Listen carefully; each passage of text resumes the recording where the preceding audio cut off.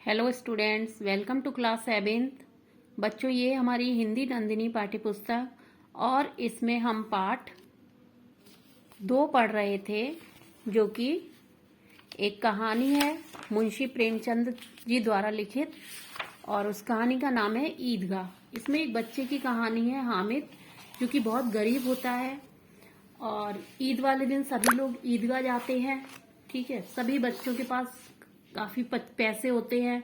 कुछ बच्चे खिलौने लेते हैं, कुछ मिठाई खाते हैं, लेकिन जो हामिद नाम का बच्चा होता है, उसकी अम्मी ने उसको 3 पैसे दिए होते हैं। तो वो जब मिठाई की दुकान पे खड़ा होता है तब भी ये सोचता है कि क्या मिठाई खानी है, मेरे पास तो पैसे नहीं है। इस तरीके से वो मतलब कश्मकश में रहता है।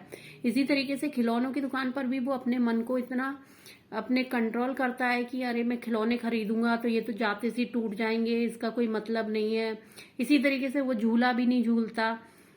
जब वो लास्ट में लोहे की दुकान के पास से निकलता है तो वो चिमटा देखता है।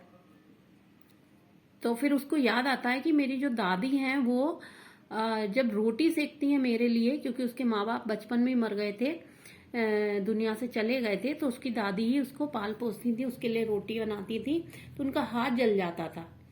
तो वो चिमटा खरीदता है, उन 3 पैसों का वो चिमटा खरीदता है।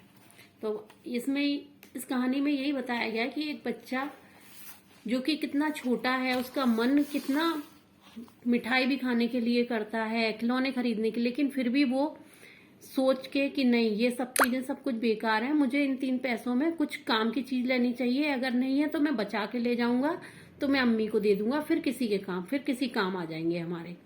ठीक है, और वो चिमटा खरीद लेता है, जिससे कि दादी अगर अब रोटी सेकेंगी तो उसकी उंगलियां नहीं जलेंगी। चलिए अब हम इसकी रीडिंग करते हैं और इसको समझते हैं। रमजान के पूरे 30 रोजों के बाद आज ईद आई है। कितना मनोहर, कितना सुहावना प्रभात है। आज का सूर्य देखो कितना प्यारा, कितना शीतल है, मानो संसार को ईद की बधाई दे रहा हो। गांव में कितनी हलचल है। ईदगाह जाने की तैयारियां हो रही हैं। किसी के कुर्ते में बटन नहीं है। पड़ोस के घर से सुई धागा लेने दौड़ा जा रहा है।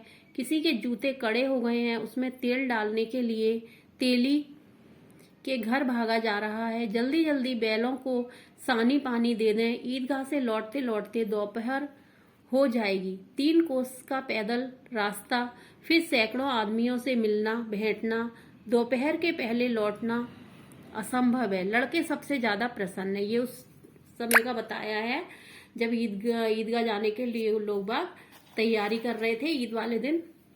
किसी ने एक रोजा रखा है, वह भी दोपहर तक, किसी ने वह भी नहीं, लेकिन ईदगाह जाने की खुशी उनके हिस्से की चीज है। रोजे बड़े बूढ़ों के लिए होंगे, इनके लिए तो ईद है। रोज ईद का नाम रटते थे, आज वह आ गई। अब जल्दी पड़ी है कि लोग ईदगाह क्यों नहीं चलते। उनकी अपनी जेबों में तो कुबेर का धन भरा हुआ है।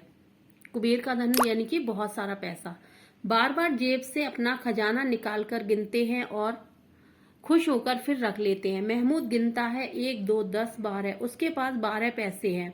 इन्हीं अनगिनत पैसों से अनगिनत चीजें लाएंगे, खिलौने, मिठाइयां, बिगुल, गेंद और न जाने क्या क्या।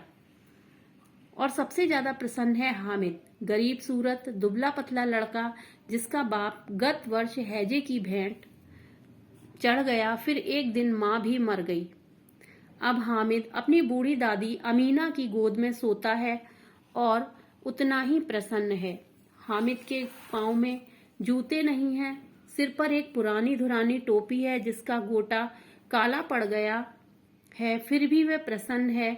अभागिन अमीना अपनी कोठरी में बैठी रो रही है। आज ईद का दिन है और उसके घर में दाना नहीं। इस अंधकार और निराशा में वह डूबी जा रही है। किसने बुलाया था इस निगोड़ी ईद को?